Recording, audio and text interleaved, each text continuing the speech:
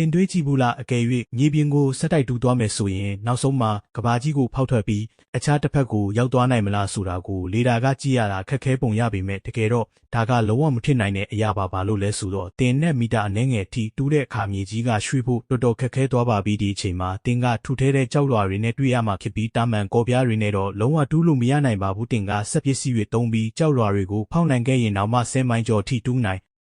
ကောင်းတူးနိုင်ပါလိမ့်မယ်ဒါပေမဲ့အဲ့ဒီနေရာကအပူချိန်ဟာစူပွက်နေတဲ့ရေထက်တောင်ပိုမြင့်နေပါလိမ့်မယ်တင်ကကန်ကောင်းလို့မြေအောက်မိုင်း20ကျော်ထိဆင်းနိုင်ခဲ့ရင်တောင်အဲ့ဒီအခါမှာမန်းနဲ့အလွှာကိုရောက်သွားမှာပါအဲ့ဒီကကြောက်လွှာတွေရဲ့အပူချိန်ဟာစိတ်ကူးထားတာထက်ပိုမြင့်ပြီးချော်ရည်တွေလိုပဲပူပြင်းလာပါတယ်ဒီအချိန်မှာတင်ကကောင်းမမာနဲ့80နိုင်အောင်မယ်လို့ထင်နေသေးရင်တောင်ကပ္ပဗဟိုနားကိုမရောက်ခင်မှာပဲကပ္ပဗဟိုရဲ့ PR ကတင့်ကိုအမှုဖြစ်အောင်ချိဖြက်ဖြစ်ပါလိမ့်မယ်ဒါကြောင့် screen ရှိကတင့်ကိုအလွဲ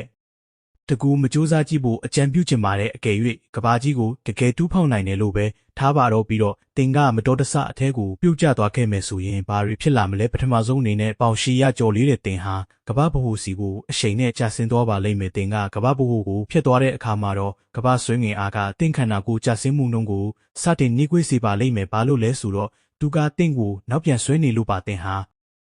ချိန်သီးတစ်ခုလိုဟိုဘက်ဒီဘက်လွှဲနေပြီးနောက်ဆုံးမှာကဘာကြီးရဲ့အခြားတစ်ဖက်မျက်နှာပြင်ကိုရောက်ရှိသွားပါလိမ့်မယ်ကဘာကြီးတစ်ခုလုံးကိုဖျက်ဆီးဖို့ကြာချိန်ဟာ42မိနစ်ခန့်သာကြာပါလိမ့်မယ်ဒါပေမဲ့ဒါတွေအားလုံးကယူဆချက်တသက်တာဖြစ်ပါတယ်ဘာလို့လဲဆိုတော့ကဘာဗဟိုရဲ့အလုံးမြင့်မာတဲ့အပူချိန်နဲ့ဖိအားကတင့်ခန္ဓာကိုယ်ကိုအယိုးပြတော်မကြံအောင်လောက်ကျွန်းစီမှာမို့လို့ပါ